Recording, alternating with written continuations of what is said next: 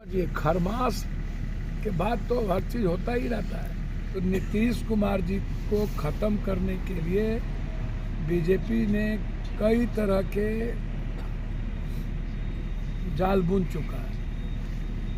तो दही चूड़ा कौन किसके यहाँ खाना जाता है वो समझ लीजिएगा। उस दिन देखिएगा कि 14 तारीख को किस गली से कौन किनके यहाँ जाता है, तो समझिएगा कि गुड़ मीठा हो गया। समझ है कि नीतीश कुमार जी को बीजेपी किसी भी कीमत पर पॉलिटिकल जिंदा नहीं रहने देगी। आप इसको समझिए। दुष्यंत चौटाला के साथ क्या हुआ,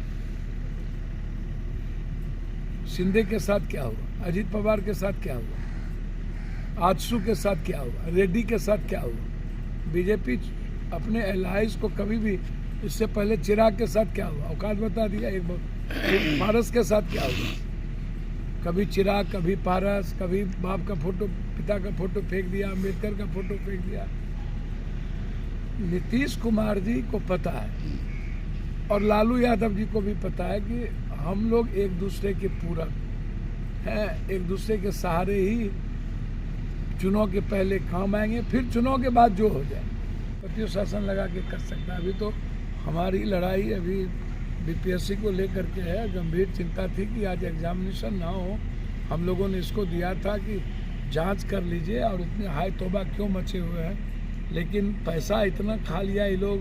500 से 1000 करोड़ की प्रैक्टिस थी और जिसके चलते हुआ। तो अब हम लोग, चूँकि कोर्ट इस बीच में बंद हो गया था, तो सोमवार को हम लोग हाई कोर्ट में इंटरवेनर बनेंगे और हम चाहेंगे कि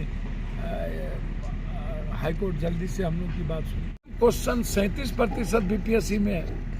हम लोगों ने चीफ सेक्रेटरी और गवर्नर साहब से मिल करके दोनों दिया हम लोगों ने, और हम लोगों ने सेम क्वेश्चन आयर को हम लोगों ने जोड़ा कि अच्छा वार कोड जो है वह उस सामने में ही, क्वेश्चन के सामने में ही वार कोड है, उत्तर आप ले लीजिए।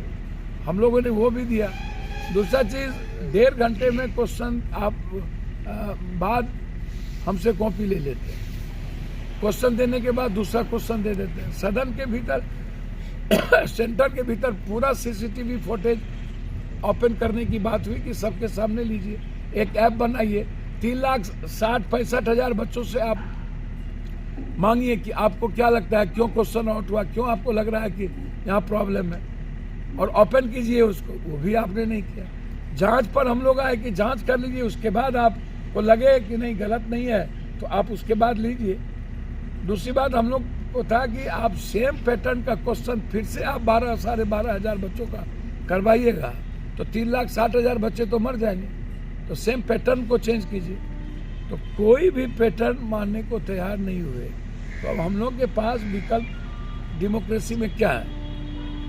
आप मीना आंदोलन को देखिए, गुज्जर आंदोलन को देखिए, जाट आंदोलन को देखिए, जॉर्ज साहब के डेनामाइट आंदोलन को देखिए, या किसान आंदोलन को देखिए, या आरक्षण आंदोलन को देखिए, मंडल आंदोलन को देखिए, कमंडल आंदोलन को देखिए। तो इतने बड़े आंदोलन में 3-3 महीने तक रेल चक्का जाम रहा, पटरी जाम रही, रोड जाम रहा, लोग मरते गए, और हम लोग का आंदोलन नहीं बन पाता और बच्चे इस्तेमाल होने लगते हैं। पेपर तो लीक से लेकर के आखिरकार क्यों नहीं सदन में चर्चाएं होती है, क्यों नहीं आखिरकार ऐसे कानून बनते हैं ताकि जो गरीब मेधावी बच्चे के भविष्य को बचाया जा सके। कानून हर तरह की बनी हुई रहती है।